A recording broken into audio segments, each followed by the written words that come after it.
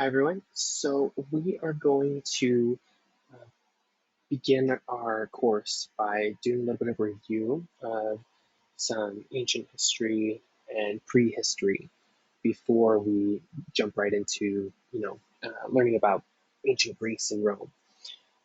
So today we're going to be kind of taking a look at the overall geography of the Earth, right? The study of, the Earth's surface, climate, continents, countries, peoples, industries, some of the ancient peoples, right? And how we kind of started. So first, I'm going to talk about a little bit about Pangaea. So Pangaea, as you might remember from middle school, was a supercontinent that existed over 250 million years ago. So today, the Earth, as you can see in this picture, is made up of 7 continents. And basically, a continent is a large landmass that's found on Earth. And the 7 continents are Antarctica, Australia, Asia, Europe, Africa, South America, and North America. And scientists believe that all the landmass on Earth was once joined together as this one big landmass called Pangaea. In Pangaea, it's an ancient Greek word, and it means all lands, right? And we know that this once existed, this massive single landmass on Earth. We know this based off of, as you can see on this image, that uh, the rock formations of Eastern North America and Western Europe and Northwestern Africa and these different areas of all these around the world on all these different continents, that the rock formations have a common origin. And because of that, um, through scientific work, through geology, right, we've been able to determine where the lands had once connected, right? And it wasn't until, so here it is as a single mass. It wasn't until the Jurassic period that it began to break up. And this process of it breaking up was called, or is called rifting. So about 35 million years ago is when the continents reached approximately like their current position, right? And so it started to, if you flip this upside down, this was how um, the Earth kind of looks today, right? But it wasn't until about 35 million years ago that they've kind of reached the position that they're at, and they continue to drift even to this day. So I do have a question before we go forward. I want to know: do you think that there could ever be another Pangea where all the continents join together again? So take a second and respond to that. Anyway, so we have here's the map that you had earlier. I put it right side up now, uh, and we're going to go forward and learn a little bit about the lines of latitude and longitude. And basically, the lines of latitude and longitude are used to precisely locate locations on Earth. So understanding these lines will help you to understand how maps are made, how to read a map properly, right? So if you wanted to, let's say, pinpoint the exact location of Winter Park High School, right, you'd need to find and use the parallels of latitude, which are these right here, and the meridians or the lines of longitude, right?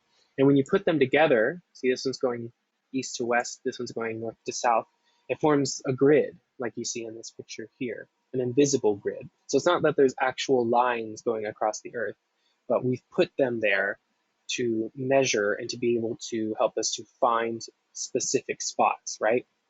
So again, lines of latitude, they circle the globe from east to west, and they're all approximately the same distance apart. They're all about 69 miles apart, right? And so lines of latitude, they are measured, right? And they're measured in degrees and minutes and seconds. So they're in 1 degree of latitude, there's 60 minutes, and within 60 minutes of latitude, there's 60 seconds.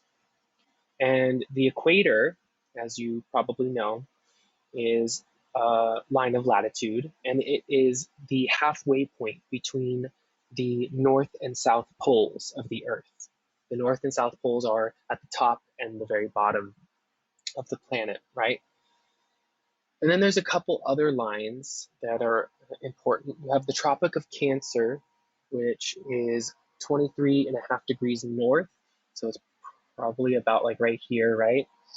And you have the Tropic of Capricorn, which is on the exact opposite side, on the south side.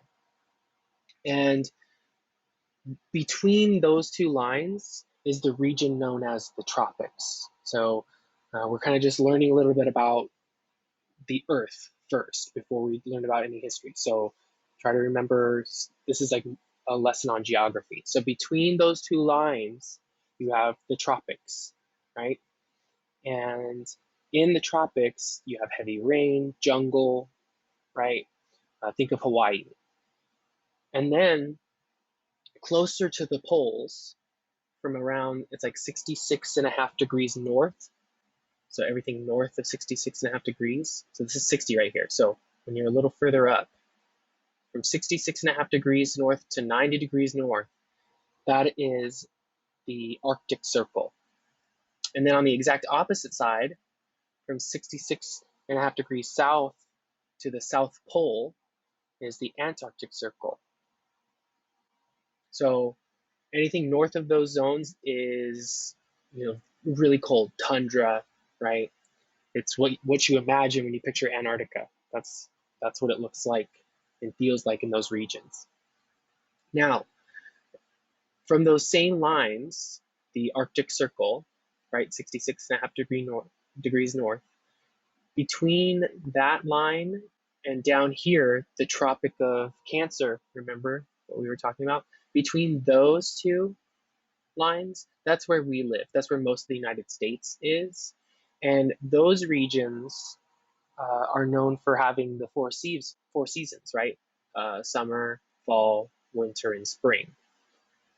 So that's a little bit of a review of the importance of understanding latitude. It helps us to understand what the weather will be like or might be like in that region, right? And then when you combine latitude with longitude, it also serves the purpose of helping us to understand where things are located, right? So longitude is different than latitude. So longitude goes from north to south. We also use degrees, minutes, and seconds to measure longitude. Um, and the difference is, instead of being parallel, so like the lines of latitude, they never intersect with each other. You see how they're parallel? If you remember from like geometry. The lines of longitude, they aren't parallel, they intersect. Do you see how they intersect at the top up here? So the lines of longitude, they intersect at the north and south poles, and there is a single line of longitude called the prime meridian here. And that's this one right here. And it passes through Greenwich, England. And we arbitrarily decided to make the prime meridian 0 degrees, right? There's no really reason for it. It's not like Greenwich, England is literally the halfway point on the Earth. That's not possible because the whole Earth is a sphere anyway. So you could pick any point on Earth and it would be a halfway point. But we've decided, right? Hundreds of years ago, map makers decided that they were going to use the prime meridian as the halfway point. So we measure how far we are away from that halfway point in degrees and minutes and seconds. So over here in Buena Park, we would be pretty far off, right? So 0 degrees is here.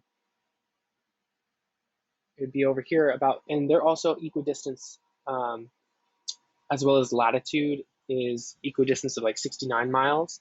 Longitude, they're also kind of evenly spaced in certain points. But just for reference, just to give an example of how we could use lines of latitude and longitude, when you look at the location of, let's say, Buena Park High School, when you do the math on it, we are approximately 33.8 degrees north, right? So if the equator is 0, you have to go 33.5 degrees north, and then from the prime meridian, which is 0, so you go up to the prime meridian here, you're at 33.5 degrees north latitude, you would go 118 degrees west.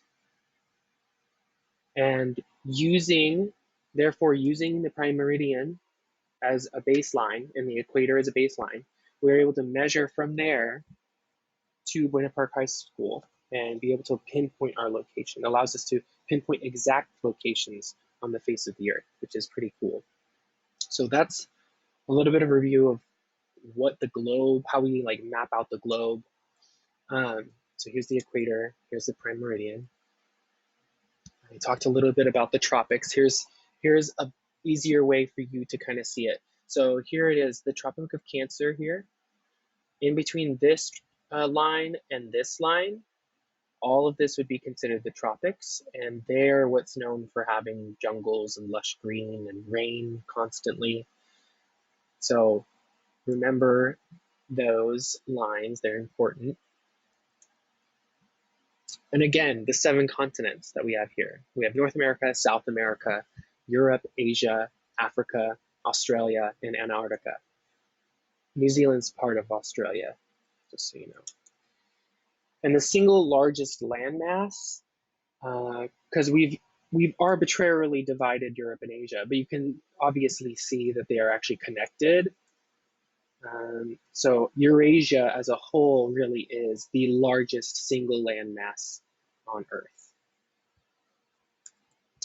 And some of the major rivers of the Earth, here's a map showing some of those. We're going to discuss a little bit about a few of the biggest and most important first. So you can see here we have the Nile, and the Nile is a river that flows north. It is the longest river in Africa, and it's one of, if not the longest river in the world. This is disputed, though. There's another river that some claim is to be longer, although there isn't a lot of evidence to support that. But anyway, the Nile is the longest river in the world, and it goes through 11 different countries, and it's the primary water source for Egypt, the country of Egypt, and you can see it on this map, as well as Sudan, right? So it's a water source, an important water source for those people. So next we have the Amazon. I'm sure you've all heard of the Amazon River. So the Amazon River is, according to the Brazilian government, they say it's longer than the Nile.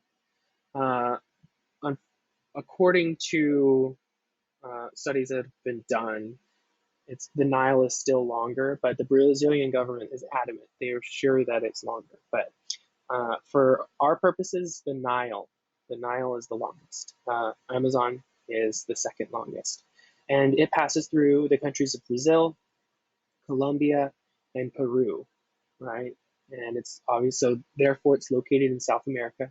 And it is the largest river by volume. So it's not longest, but it's the largest in terms of how much water passes through it, right?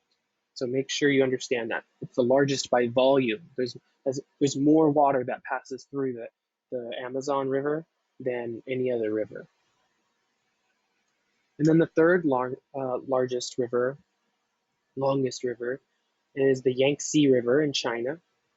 And it's the longest river in Asia, third longest in the world, and it flows entirely within China. And it's been used as a source of drinking water, irrigation, sanitation, transportation, and it flows east, right? You can see in this map it flows east from inner China. It goes east to the East China Sea. And the importance of understanding where these rivers are and why rivers are important is because rivers and water are literally the lifeblood of civilization. We will see that civilizations spring up near water sources because they provide obvious means access to water to sustain life and to grow food, right? And we'll do a little bit of review of some of our major mountain ranges. So the red here on this map represents the higher elevation of mountains. So you can see over here in red in northern India and on the border of India and China is the Himalayas. So that's really bright red. That shows how tall those mountains are. Over here you have in the United States we have the Rockies and the Sierra Nevadas, right? So California has the Sierra Nevadas going up close to the border of Nevada. And then you have the Alps here in Europe. They're really famous as well. So here is a map showing the major mountains of the world. You can see Mount Everest is the tallest in the world, and it is located near like Nepal. It's on that like border between what is India, Nepal, and China. It's right over there. And several of the other highest mountain peaks are pretty much alongside it as well in this mountain range. The Himalayas are massive, a massive mountain range, right? And then for the largest in North America, right, we have Mount McKinley up here in Alaska. So that's the tallest peak in North America. And as you can see here in Europe, the tallest would be Mount Blanc right here. It's 4,800 meters, right? So here is a list of the mountain ranges. We have the Andes in South America. So I'll go back to the Andes are down here, right? You can see on the map in South America. The Andes are down there. And it is the longest mountain range at 4,500 miles. So they're the longest range of mountains and the second highest. So they're so tall. Like again, if you were to try uh, to summit the Andes or the Himalayas, you could probably only get to the peak and be up there for a short while because the oxygen is so thin that you could possibly pass out and die. So they're pretty dangerous to climb. They're not just like the the mountains that we have here in Southern California. They're huge. The other mountain range is the Himalayas, and they're in Asia, like I was showing you. They're the highest overall mountain range with over 30 peaks that over 25,000 feet. And it's a little shorter, so they're taller, but in length, they're not as long as the Andes. The Himalayas are only about 1,500 miles long. So not as, they're a little shorter in terms of length, but their height, they're much higher. And then you have the Ural Mountains in Europe. That's another mountain range. And they represent the geographical barrier separating Europe from Asia. So that is what we have used. We have used the Urals to justify why we have separated Europe and Asia into separate continents, right? And then the Rocky Mountains, like I mentioned earlier, that's in North America, and they stretch north to south over 3,000 miles. And the Rockies are home of the Great Divide. So the Great Divide kind of means on the west side of the mountains, the Rocky Mountains, that's where the water flows to the Pacific Ocean. And then on the eastern side of the Rocky Mountains is where the water flows down to the Atlantic Ocean. And we're going to talk a little bit about some ancient civilizations as well. We're going to talk about what it means, the difference between prehistoric and ancient history. So basically, prehistory is the time before human writing existed. So even though the use of like language can be traced back to like the Stone Age, right, cavemen, writing wasn't invented until around the Bronze Age, right? And so what we call history is the period for which we have written records that have been deciphered and are used for as a source of historical research.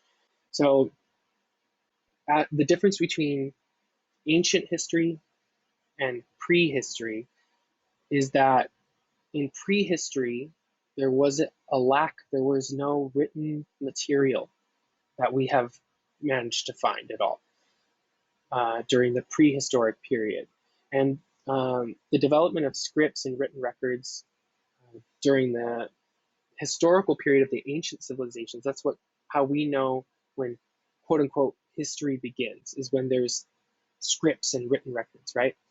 So because of a lack of written material, everything that we kind of know from prehistory comes just from archaeological excavations and art, right? Like pottery and stuff. So it gives us only a limited understanding and insight of those civilizations. Whereas our knowledge of the historical period from ancient history and historical periods coming after that, we have more knowledge about those periods because they come from archaeological excavations as well as literature, inscriptions, we have traveler accounts, etc.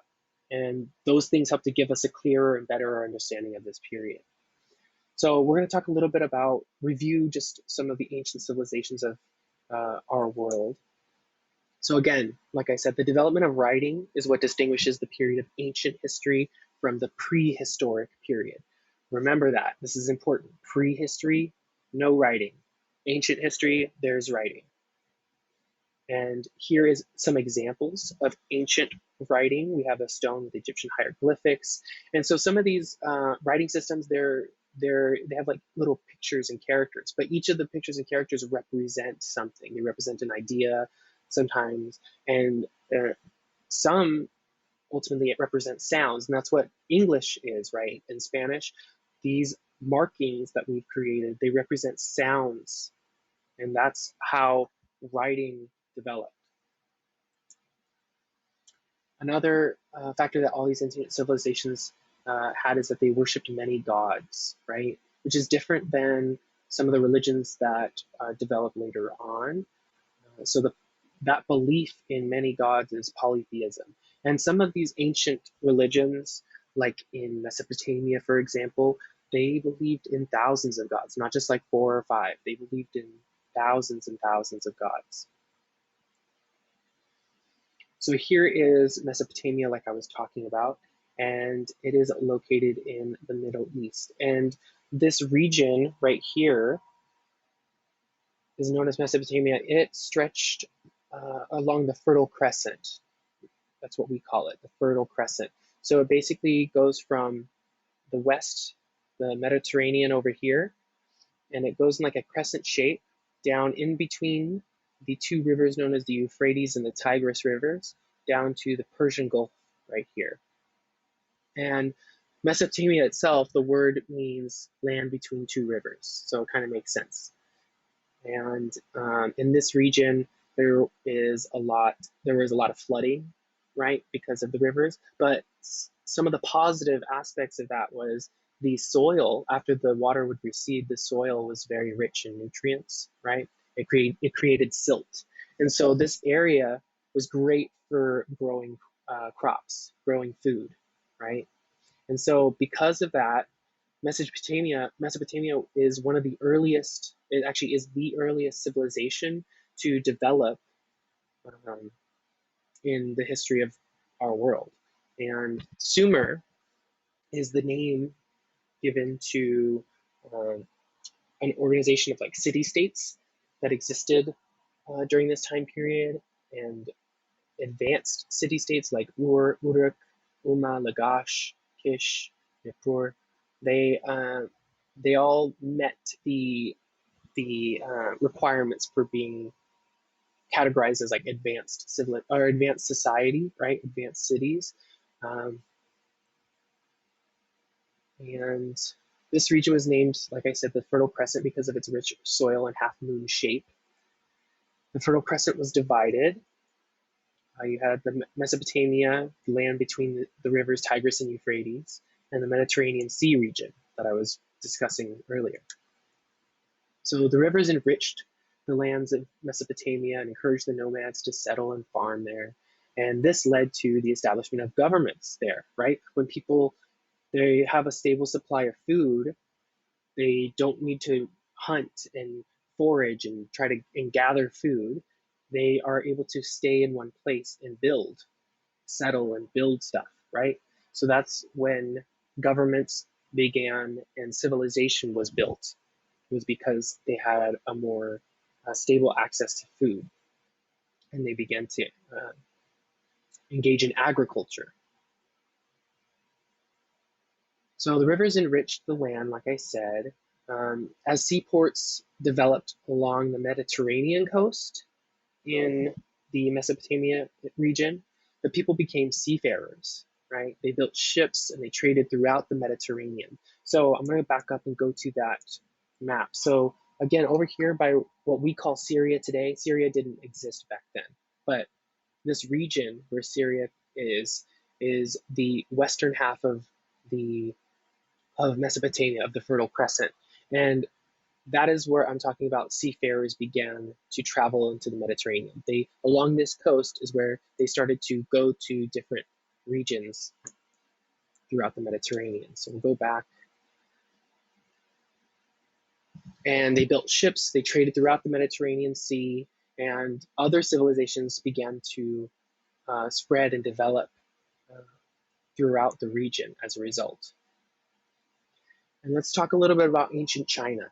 So, ancient China, it was a civilization that thrived along the Yellow and the Yangtze rivers. The Yangtze, remember, the third largest in the world. And we can date it as far back as 2500 BC, ancient China. And early rulers of China, they promoted the idea that they ruled by the mandate of heaven. So Confucius stressed the values of piety, dutiful respect, loyalty to superiors, and respect for inferiors, honesty, hard work, and concern for others. And they had a lot of inventions that came out of ancient China. Some of them include the compass, right? Medicine, gunpowder, printing, paper, and silk.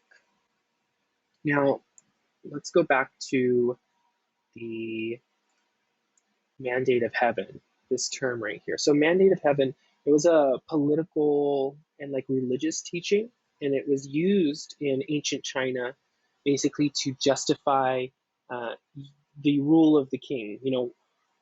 So a lot of us would question, well, why? Who made you king, right? Who made you emperor? Why should you be the emperor? And so this belief of the mandate of heaven basically says that the the Chinese emperor, he is descendant, he is God, and it's somewhat similar to the European concept of the divine right of kings, but um, unlike the European concept, the mandate of heaven doesn't necessarily mean that it's an unconditional right to rule. So there are instances where the emperor could lose his right to rule, but it's kind of similar in that they believed that it is God's. They had a different conception of God, not God that the Christian God, but that the emperor was basically a son of heaven, right? And he got his authority from their version of God. And we have civilizations of Middle America. So these are more local to us. Some of them are a lot closer. If you've ever been to gotten the chance to go to Mexico, I really suggest that you do visit some of these places because they're pretty close by actually, not too far. So we have the Mayan, the Aztec, and Inca. And the Mayan and Aztec are a little closer in like Mexico, Central America, right? So like kind of like Panama, Nicaragua area. And then the Inca were based in South America.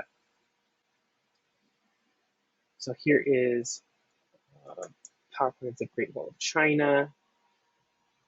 Here it is. It's actually the longest man-made wall in the world. So you can see it stretches all the way from the East China Sea inland, almost all the way through the entire country of China, from east to west. And you can see it from space, actually. But Back to the Mayans right here. So we have the Mayan city-states. They flourished between the years 300 and 900 from the Yucatan Peninsula, right, in and throughout Central America.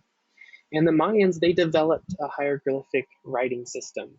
They uh, had developed a writing system. They had priests, and those priests became experts in math and astronomy.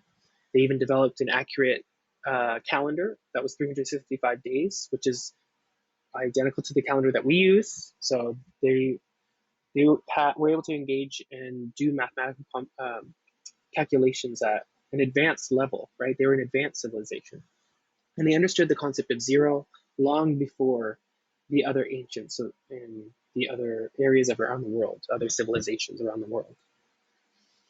So here we have a chart showing the difference, kind of comparing and contrasting the Mayas, Aztecs, and Incas. So you can see the Mayans existed long before the Aztecs and the Incas, right? And the Mayans were located more in Central America. The Aztecs were in Mexico, and the Incas were in Peru, in South America, right? And so, if you want, you can pause and read the rest of this chart, but I'll continue on. So the next we have ancient Egypt, and ancient Egypt is, I think, one of the most interesting civilizations to study. So it was located in Northeast Africa, right? And its geography greatly influenced uh, Egyptian life. The greatest influence was the Nile River. Like I said, it's the longest river and the main water source for those Egypt and Sudan. And the Nile River has allowed for pretty much 6,000 years of continuous farming in this area. So Egyptian history can be divided, we divide it into three different parts. We have the Old Kingdom, the Pyramid Age, right? And that lasted from 2700 BC to 2200 BC.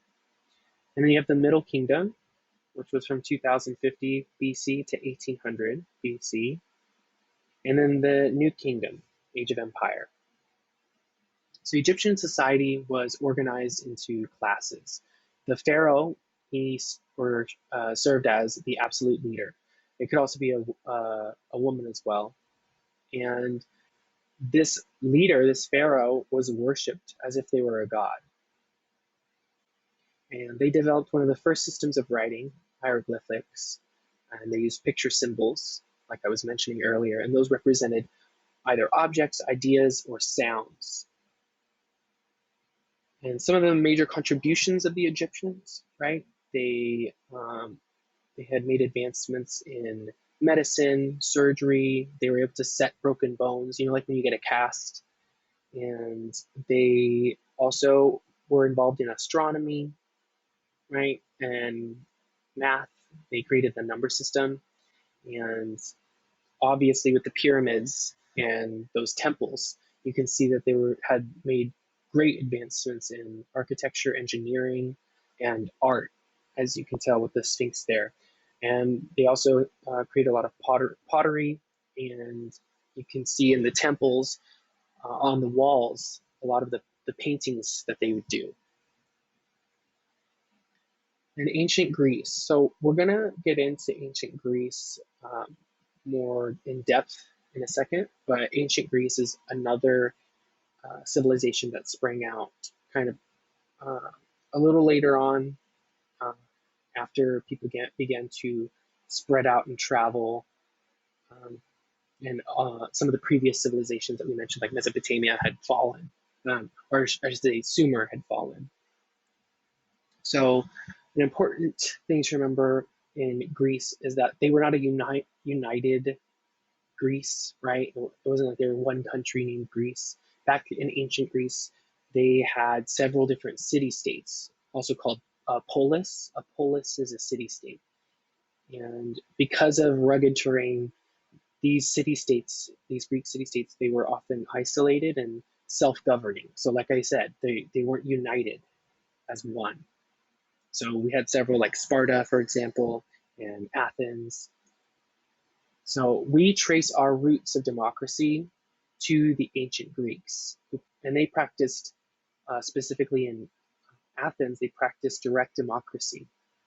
And that basically means when every single citizen, male, usually back then, male free citizen, voted directly on matters. So they would all meet and they would they would discuss whatever the issue was at hand, and collectively they would all vote as a group. So it wasn't that they elected leaders to go do that for them. That's what we do. But back then, the ancient Greeks, they uh, invented and engaged in direct democracy when every citizen got to vote on those different issues. And the Greeks, they believed in the concept of humanism. They valued the uniqueness, talents, and worths, the rights of the individual. This is something that we continue to hold on to this day. This is an idea that we can thank the Greeks for. This remains a central tenet of Western civilization. And there are a couple important Greek philosophers that we'll also learn about a little bit later. You might have heard of them. We have Plato and Aristotle. Basically, and we also have Socrates. He's another one. So Socrates taught Plato, and Plato ended up teaching Aristotle. And those are regarded in Western civilization as three of the, I think, one of the three of the most famous philosophers to ever lived. And Plato, he wrote the Republic, and in it he argued that philosophers should be the kings, right? So he wanted the learned, the smart, those who are intelligent, the philosophers, right? He wanted them to be in charge. That's what he argued for. He believed that philosophers would be able to do what's best for society without being corrupted, right? And we kind of try to do this. We try to do this to this day, right? That's our goal. Is we want people who are ruling to be intelligent and to be engaged and aware of history and to be wise. That's what we want out of our leaders. And we kind of get that from Plato. He kind of argued that early on, argued for that. And then you have Aristotle, again, who was the student of Plato. And Aristotle, he wrote a book called Politics. And in that, he stated, man is by nature a political animal. And I'm going to take a second. I want to ask you guys, what do you think that means? How do you interpret that? So his argument was that men should be in a state and part of government, right? That men should be involved in the in government, right? And next we have, this came after Greece, we have ancient Rome, right? So the Romans, they followed the Greeks. They were very much inspired by the Greeks. They were very much influenced by the Greeks. And they're responsible for maintaining Greek traditions that we've kept, right? A lot of civilizations in the West have kept. So the Romans embraced the Greek philosophies of philosophers, and they went on to create strong foundations for Western political thought. So we also, when looking back in history, not just the Greeks, but the Romans are another major civilization that's very much influential in how our civilization has developed. And they were relatively close to one another, right?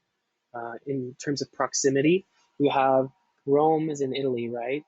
And Italy is this peninsula kind of landmass that's coming on the underside of Europe. And then you have Greece over here. And Athens was actually right in this area. And we're going to learn a little more in depth about these two civilizations. But you could tell they were clearly close to one another, right? And so what ended up happening was those who came over out of Turkey, or what was once called Asia Minor, and settled in Greece. So Greece was settled first. Its civilization developed first, as we've been describing. And then by boat, the ancient civilization of Rome was founded, and some of the other city-states that would develop in Italy. So Rome, it's important to know that Rome was basically a Greek colony that came out of this the Greek civilizations. That's why it's so similar and held on to a lot of Greek ideas and traditions. And you also have another civilization that you have probably heard of as the Phoenicians in yellow. That's what they are on this map, the Phoenicians. And they colonized places like Carthage in North Africa over here.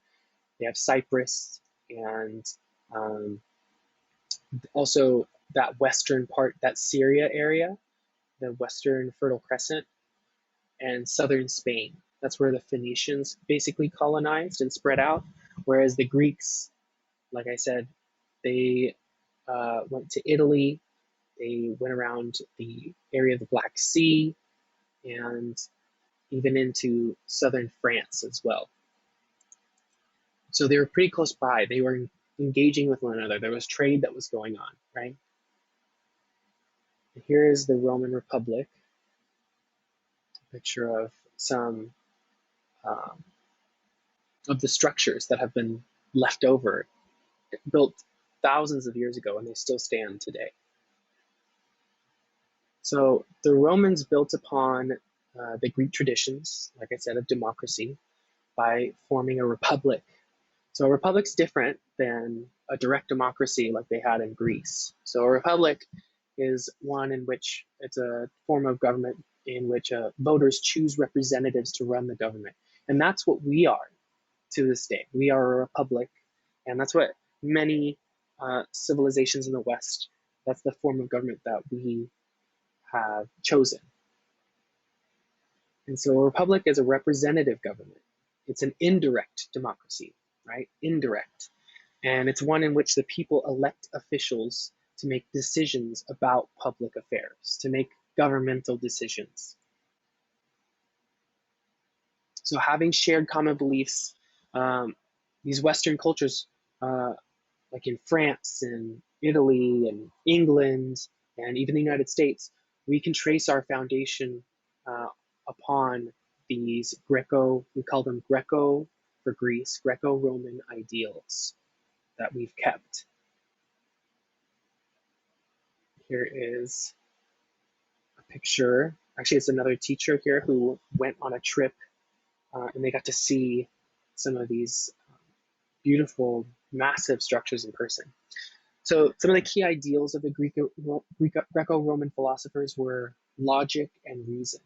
And they were also believers of science. And here is the Colosseum. This is famous. I'm sure many of you have seen pictures of this. Maybe some of you have actually gotten the chance to visit. I haven't. Hopefully one day. So the Greco-Roman philosophers also believed, besides emphasizing logic and reason, they also believed that the individual had dignity and value. And that was because of their ability to reason, right? Humans have dignity and value because of our ability to use our minds and to reason. And the Greco-Romans also believed in the duty of the individual to contribute to the greater good or to society. And they believed very much, again, like I said, in democracy, in the democratic ideal. And we're going to talk a little bit about world religions as well. So we have Islam, and their central holy book is the Quran, right? So Islam is one of the largest religions in the world to this day. And then another religion, one of the most important in our world today, is Judaism. And their central holy book is called the Torah, right? And then we have Christianity, and its central holy book is the Bible. And these three religions are all related to one another. They all find their origins in the Middle East, in the area that is where the earliest civilizations developed, right? They aren't the oldest religions out there, but they are the most influential in our world today, and they have their origins in uh, the times of the Romans, right? So Judaism, Christianity, and Islam, they're all religions that are monotheistic. So they are different than what we were talking about earlier. Monotheism is the belief in one God. It's not like in Sumer and ancient Mesopotamia where you have polytheism, where you have thousands of gods, right? 3,000 gods in Sumer. That's different. In Judaism, Christianity, and Islam, it's all monotheistic. There's one God. And one of the main differences between Judaism and Christianity is that Christians believe that Jesus was the Messiah. So these three religions, Islam, Christianity, and Judaism, they all share very similar holy books, right? A lot of the books within the Torah, the Bible, and the Quran, they are have similar prophets that have written uh, and these manuscripts and have been adopted by each of these religions. So they have a lot of similar stories, right? But there are some key differences in these religions. And one of them between Judaism and Christianity is that Christians believe Jesus was the Messiah, right? And the Jews do not believe that. And the duty of the individual, according to the Jews and Christians, was to live a moral life. And that's our job as people to love all people and treat them equally. Because they were, in their eyes, um, in the eyes of the Christians and Jewish people, is that they were a child of God. And the Jews and Christians believe the individual had dignity and value because of that. And so, because Judeo Christian and Greco Roman thought both expressed the worth of the individual, it's no wonder that in Western civilization today, the individual is so valued, right? And even in American and Western governments and societies, individualism is something that is emphasized and valued, and it's important in Western societies to this day because of those influences.